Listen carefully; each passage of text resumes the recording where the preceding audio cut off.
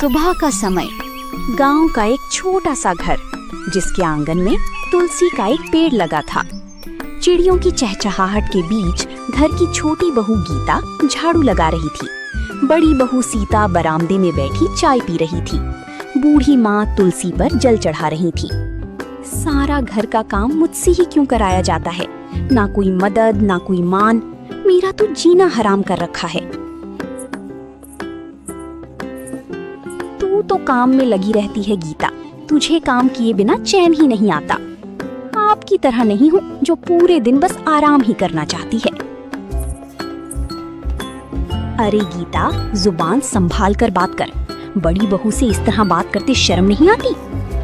माँ जी, मैंने कुछ गलत नहीं कहा, बस मन में था तो निकल गया। घर का पुराना रसोई घर जहाँ रमा अकेले खाना बना रही थी। सुबह से अब तक एक पल भी नहीं बैठी।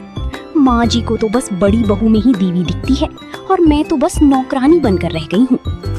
तभी गीता का पति अमन रसोई में आता है। गीता, कुछ मदद कर दूं? नहीं जी, आप तो बस मजदूरी करने जाने की तैयारी कीजिए, जैसा कि आपकी घरवाली चाहती हैं। मैं कर लूंगी घर का काम अकेली।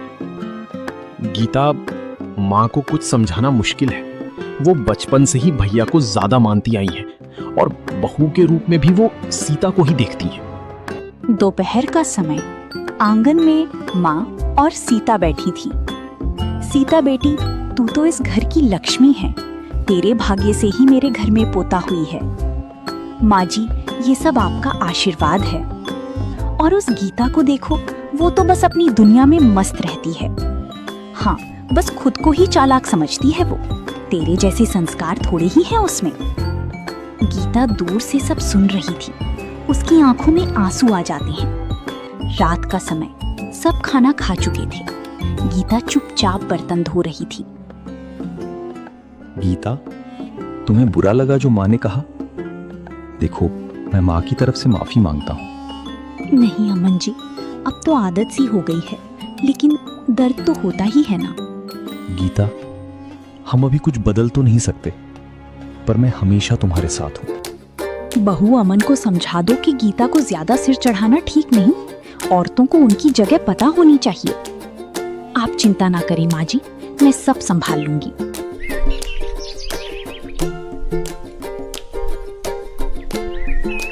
सुबह का समय, गीता रोज की तरह जल्दी उठ चुकी थी और चूल्हे पर चाय चढ़ा रही थी।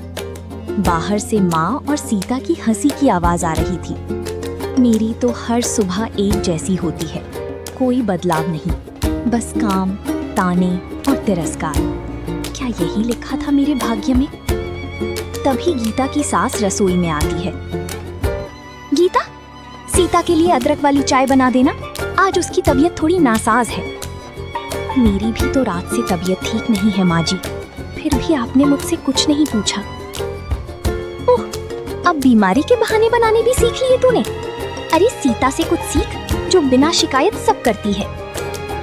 गीता चुपचाप आंसू रोकते हुए चाय में अदरक डालने लगती है। उधर बड़ा भाई रवि काम से लौटता है। माँ, मैं आ गया। आ बेटा, थक गया होगा। गीता, जल्दी से पानी ला। अभी लाई माँ जी। गीता सब देख रही थी कि किस तरह बड़ी बेटी और बहू का सम्मान किया जा रहा है, लेकिन उसे कोई नहीं पूछ रहा। इसके बाद आंगन में पूरा परिवार साथ बैठता है, केवल गीता को छोड़कर। रवि बेटा, हमें अपनी पोते के लिए अच्छे स्कूल का इंतजाम करना होगा। तेरा बेटा बहुत होशियार है। हाँ माँ, कल ही शहर चलकर देखता हूँ। अरे हाँ माँ जी, हमारा गोलू तो सब में अव्वल आएगा। माँ, गीता भी तो पढ़ी लिखी है, वो भी घर के बच्चों को पढ़ा सकती है। इस बहाने कुछ कमाई हो जाएगी। हमें किसी परदेसिन की पढ़ाई की जरूरत नहीं।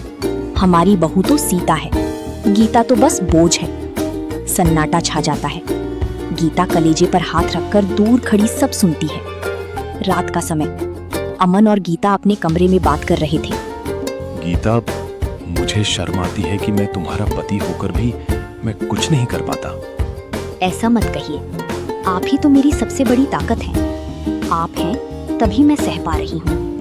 एक दिन सब बदलेगा गीता, बस थोड़ा धैर्य रखो। धैर्य की भी एक सीमा होती है।